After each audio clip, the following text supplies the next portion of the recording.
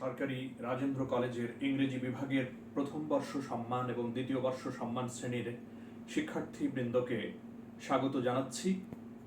ইতোমধ্যেই আমি তোমাদের জন্য বেশ কয়েকটি লেকচার ইউটিউবে আপলোড করেছি। বিশেষ করে কম্প্রিহেনশন সম্পর্কিত কিছু কথা তোমাদেরকে ইতোমধ্যেই জানিয়েছি, তোমাদের সাথে শেয়ার করেছি। তো আজকে একটা বিশেষ বিষয়ের উপর আমি ফোকাস করব। I am going to focus on a particular phenomenon, and that is parts of speech. Parts of স্পিচের একটা পূর্ণাঙ্গ আলোচনা ঠিক হবে না।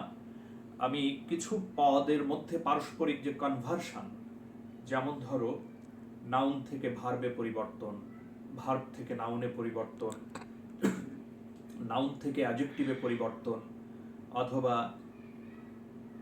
নাউন থেকে সরাসরি কখনো কখনো আমরা অ্যাডভার্বে চলে যেতে পারি, সে অবশ্য মাঝে অ্যাডজেক্টিভে পরিণত করে নিয়ে অ্যাডভার্বে যেতে হবে। এই প্রক্রিয়াগুলো কিছু বিষয় সম্বন্ধে তোমাদেরকে অবহিত করা প্রয়োজন, কারণ শব্দের এই গঠনশৈলী সম্পর্কে যথাযথ ধারণা যদি না থাকে, তাহলে at several stages in your life, in your academic life, there is a great deal of possibility that you will stumble due to lack of adequate knowledge regarding parts of speech, regarding their conversion, regarding their changes.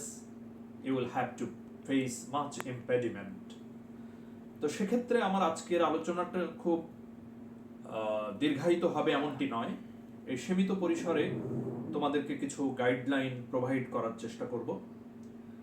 তো তোমাদের parts of speech সম্পর্কে মৌলিক ধারণা হয়তো অনেকেরই আছে। তো এখন আমি আজকে একটু প্রথমে আলোচনা করতে চাই নাউনে পরিণত করতে হলে। তোমরা মৌলিকভাবে জানো যে নাউন প্রধানত দুই প্রকার, কংক্রিট নাউন এবং অ্যাবস্ট্রাক্ট নাউন। এই অ্যাবস্ট্রাক্ট নাউনগুলোর মধ্যেকার পরিবর্তন কিছু নিয়ম নীতি জানা থাকলে সুবিধে হয়। আমি কয়েকটা শব্দের পেছনে যে অংশটুকু যুক্ত হয় এরকম কিছু হিন্ট দিচ্ছি তোমাদেরকে। যেমন নাউনে পরিবর্তন করতে গেলে কখনো NESS নেস নিতে হয়, কখনো TION শান, কখনো MENT, কখনো DOM, কখনো SHIP শিপ, কখনো ANCE, এগুলো যোগ করতে হয়। যেমন ফ্রেন্ড কথাটা বন্ধু অর্থে। এখন এই বন্ধু শব্দটিকে তোমাকে যদি আমি নাউন করতে বলি, তুমি তখন ভাববে যে বন্ধু শব্দটি নিজেই তো নাউন। একথা সত্য যে বন্ধু শব্দটি নাউন। এখন বন্ধু হচ্ছে ব্যক্তিবাচক নাউন। এটিকে মূলত যদি ধরি, এটিকে তুমি যদি বন্ধু থেকে বন্ধুর যে গুণাবলী সম্পর্কিত যে নামটা বন্ধুত্ব, এরকম একটা নাউনে যদি পরিণত করো, তাহলে এক্ষেত্রে কিন্তু ফ্রেন্ডের সাথে কি যুক্ত হবে? শিপ যুক্ত হবে, ফ্রেন্ডশিপ, বন্ধুত্ব। এটা সেন্টেন্স করলে যে friendship is desired by me, বা friendship is highly desired by them, অথবা আমি বিভিন্নভাবে বাক্য করা যেতে পারে যে there is a friendship between them, অথবা ফ্রেন্ডশিপ এক্সিস্টস বিটুইন দেম। আমি যদি কনসাস শব্দটিকে বলি, ফ্রেন্ড নিয়ে আরেকটু বলে রাখা ভালো যে ফ্রেন্ড কথাটিকে যদি তুমি ভার্বে পরিণত করতে যাও, তাহলে সেখানে কিন্তু ফ্রেন্ডের আগে একটা বি নিতে হবে, বি ফ্রেন্ড, বি ফ্রেন্ড। আর আরেকটি কথা এখানে বলা চলে যে কারোর সাথে বন্ধুত্বের সম্পর্ক ছিন্ন করার ক্ষেত্রে আনফ্রেন্ড নামে একটি কথা সম্প্রতি চালু হয়েছে। হয়তোবা আমি সম্প্রতি দেখলাম যে এটা বোধহয় ইন্টারনেটের ভাষা। আমরা অতীতে যখন ভাষা চর্চা করেছি শব্দ নিয়ে, বাক্য নিয়ে, আনফ্রেন্ড কথাটি আমার কাছে বেশ নতুন মনে হয়েছে। তবে এটা নেট দুনিয়ায়, নেট জগতে এটা গ্রহণ করা হয়েছে। তাহলে আনফ্রেন্ড মানে বন্ধুত্ব থেকে কাউকে ছিন্ন করা, আর তাহলে বন্ধুত্ব করা বি ফ্রেন্ড। আর ফ্রেন্ড শব্দটিকে এখানে তোমাদের একটা বিভ্রান্তি যেন তৈরি না হয়, যে আমরা জানি LY যুক্ত করে শব্দের শেষে LY যুক্ত করে অ্যাডজেক্টিভ থেকে অ্যাডভার্বে পরিণত করা হয়, কিন্তু যখন নাউনের সাথে LY যুক্ত করা হয় সেটি কিন্তু অ্যাডভার্ব হবে না, সেটা হয়ে যাবে অ্যাডজেক্টিভ। যেমন ফ্রেন্ড থেকে ফ্রেন্ডলি, বন্ধু ভাবাপন্ন বা বন্ধু সুলভ, তো এখানে ফ্রেন্ডলি কথাটিকে কিন্তু অ্যাডভার্ব বলে কেউ কেউ হয়তো ভুল বুঝবে। আসলে ফ্রেন্ডলি কথাটি হলো অ্যাডজেক্টিভ। এ দিয়ে যদি তুমি বাক্য করতে চাও যে he behaved in a friendly manner, সে বন্ধুসুলভ আচরণ করেছিল, he behaved in a friendly manner. আর তোমার এই বিভ্রান্তি দূর করার জন্য, যদি তোমার মধ্যে যদি এ নিয়ে কিছু বিভ্রান্তি থেকে থাকে, আমি এলওয়াই দিয়ে মূলত বেশিরভাগ ক্ষেত্রেই অ্যাডভার্ব হয়।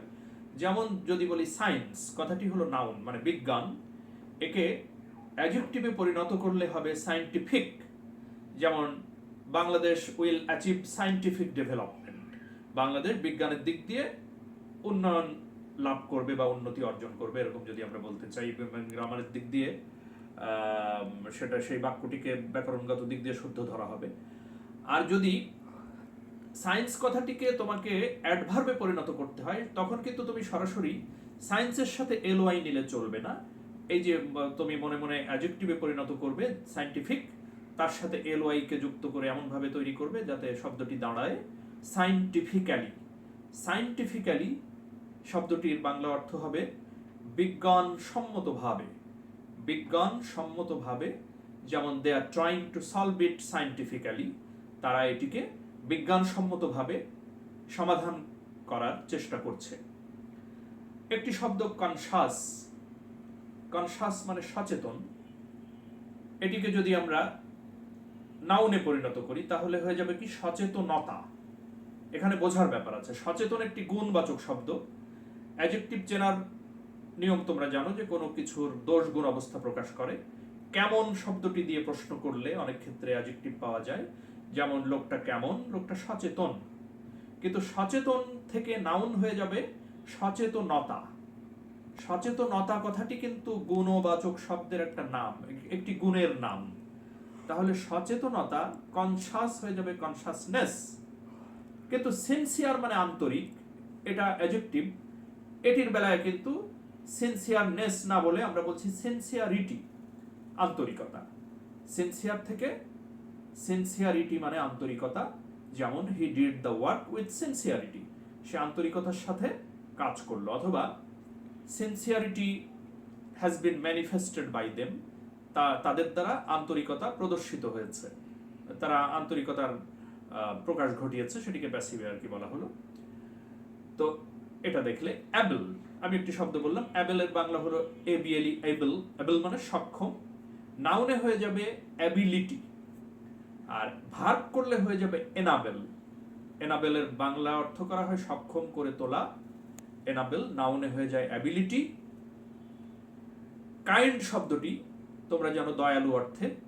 তাহলে দয়ালু কথাটি, দয়ালু শব্দটি অ্যাডজেক্টিভ, এটাকে নাউনে পরিণত করলে পাওয়া যাবে দয়া, হয়ে যাবে কাইন্ডনেস। ডিফারেন্ট, ডিফারেন্ট মানে বিভিন্ন, আলাদা, নাউন হয়ে যাবে পার্থক্য, difference. There is no difference between these two things, এই দুটো জিনিসের মধ্যে কোনো ব্যবধান বা পার্থক্য নেই। সেক্ষেত্রে বলা হচ্ছে ডিফারেন্টকে ডিফারেন্স। আর ডিফারেন্টকে অ্যাডভার্ব করলে হবে ডিফারেন্টলি। যেমন you are thinking, probably you are thinking differently, সম্ভবত তুমি ভিন্নভাবে ভাবছো, সম্ভবত তুমি ভিন্নভাবে ভাবছো। অ্যাংশাস এবং অ্যাংজাইটি কথাটি যদি বোঝাই তোমাদেরকে, অ্যাংশাস মানে উদ্বিগ্ন, আরেকটি বাংলা বলা যেতে পারে দুশ্চিন্তাগ্রস্ত। তো এটি অ্যাডজেক্টিভ। আর নাউন হলে হয়ে যাবে দুশ্চিন্তা অথবা উদ্বেগ। বোঝার চেষ্টা করো শব্দ, যাতে এই কোনটি কোন পদ, এটি যাতে তোমাদের মধ্যে কোনো কনফিউশন তৈরি না হয়। যেমন উদ্বিগ্ন, লোকটি কেমন, লোকটি উদ্বিগ্ন। কেমন প্রশ্নের জবাবে আমরা মূলত অ্যাডজেক্টিভ পেয়ে যাচ্ছি। তাহলে উদ্বিগ্ন, দ্য ম্যান ইজ অ্যাংশাস। কিন্তু নাউনে হয়ে যাচ্ছে অ্যাংজাইটি, উদ্বেগ। আমি বললাম যে উদ্বেগের কোনো কারণ নেই, there is no reason for anxiety. অথবা I noticed anxiety in his expression, আমি তার অভিব্যক্তির মধ্যে উদ্বেগ লক্ষ্য করলাম। I noticed anxiety in his expression. ভার্বে পরিণত করার ক্ষেত্রে কখনো ইএন যোগ করে করা যাবে, কখনো এফওয়াই যোগ করে করা যাবে, এছাড়া নানাভাবে করা যাবে। তবে আপাতত তোমরা ইএন এবং এফওয়াই এরটা বেশ গুরুত্বের সাথেই মনে রাখবে। যেমন ওয়াইড মানে চওড়া বা প্রশস্ত, ভার্ব করলে হয়ে যাবে ওয়াইডেন। যেমন we want two widen the road, আমরা রাস্তাটিকে প্রশস্ত করতে চাই। আবার কখনো কখনো ভার্বের সাথে মানে শব্দের শেষে এফ ওয়াই যুক্ত করে আমরা ভার্বে পরিণত করি। যেমন পিওর, পিওর মানে বিশুদ্ধ, এর নাউন হবে কি বিশুদ্ধতা, পিউরিটি। কিন্তু পিওরকে যখন আমরা ভার্বে পরিণত করব, বিশুদ্ধ করা, তখন হয়ে যাবে পিউরিফাই, বিশুদ্ধ করা। We want to purify water. False মানে মিথ্যা, এখানে আমি একটু হুড দিয়ে দেখাই। ফলস মানে মিথ্যা, তার বিবৃতিটা কেমন, তার বিবৃতিটা মিথ্যা। তাহলে কেমন দিয়ে প্রশ্ন করে আমরা মিথ্যা এটি মিলিয়ে ফেললাম, যে মিথ্যা এটি হলো অ্যাডজেক্টিভ ফলস। কিন্তু ফলস থেকে যদি ভার্বে পরিণত করা হয় তাহলে শব্দটি হবে ফলসিফাই, মিথ্যা প্রতিপন্ন করা। যেমন বাক্য বলা যেতে পারে, I don't want to falsify his account, তার বিবরণকে আমি মিথ্যা প্রতিপন্ন করতে চাই না। অথবা হি ফলসিফাইড দ্য এন্টায়ার হ্যাপেনিং, পুরো ঘটনাটাকে সে মিথ্যা প্রতিপন্ন করলো। আর ফলস কথাটিকে নাউন করলে হবে মিথ্যাচার, ফলসহুড। ফলসহুড মানে মিথ্যাচার। এই হুডের ব্যবহার নাউনের ক্ষেত্রে নেশানহুড, মেইডেনহুড, হুডের বেশ ব্যবহার আছে। শিপ দিয়ে যেমন আমি একটা বলেছি ফ্রেন্ডশিপ, ব্যাচেলরশিপ, মেয়রশিপ, বিভিন্ন শব্দের শেষে শিপ যুক্ত করে নাউনে পরিণত করা যেতে পারে। আর এফ ওয়াই দিয়ে ভার্বের ব্যবহার যেটা বললাম, ইএন দিয়ে কখনো কখনো ভার্বের ব্যবহার। অ্যাডজেক্টিভের ক্ষেত্রে তোমরা জেনেছো যে কখনো ওইউএস দিয়ে হয়, কখনো টিআইভি। যেমন এডুকেশন কথাটিকে দুভাবে বা তিনভাবে অ্যাডজেক্টিভে পরিণত করা যায়। তোমরা জানো এডুকেশন হলো শিক্ষা, তো শিক্ষা হচ্ছে একটা কাজের নাম, নাউন এটা। আর ভার্ব হলে হবে এডুকেট, শিক্ষিত করে তোলা। আর অ্যাডজেক্টিভ হলে হবে কি শিক্ষামূলক, এডুকেটিভ। আবার যদি ব্যক্তির ক্ষেত্রে প্রযুক্ত করতে চাই, শিক্ষিত, শিক্ষিত জনগোষ্ঠী, শিক্ষিত ব্যক্তি, তাহলে এডুকেশনকে অ্যাডজেক্টিভ করলে নেওয়া যেতে পারে এডুকেটেড। আবার কখনো কখনো শিক্ষাগত বা শিক্ষামূলক এভাবে যদি বলতে চাই এডুকেশনাল, তাহলে এডুকেশন শব্দটিকে তিনটি পৃথকভাবে অ্যাডজেক্টিভে পরিণত করা যাচ্ছে। এডুকেশন থেকে আমরা পাচ্ছি এডুকেটিভ, এডুকেটেড, এডুকেশনাল। তো কিছু ব্যাপার তোমরা জানলে, শব্দের কনভার্সন, ওয়ার্ডকে কিভাবে চেঞ্জ করতে হয়। এই চেঞ্জগুলো মূলত ঘটে এই চারটা পদের মধ্যে আর কি, নাউন, অ্যাডজেক্টিভ, ভার্ব, অ্যাডভার্বের মধ্যে মৌলিকভাবে এই পরিবর্তনগুলো ঘটে। তো কিছু মৌলিক নিয়ম নীতি সম্বন্ধে তোমাদের সামনে আলোকপাত করা হলো। আশা করছি তোমরা এগুলো নিয়ে গভীরভাবে চিন্তা ভাবনা করবে এবং আরো বেশি করে শব্দ চর্চা করবে।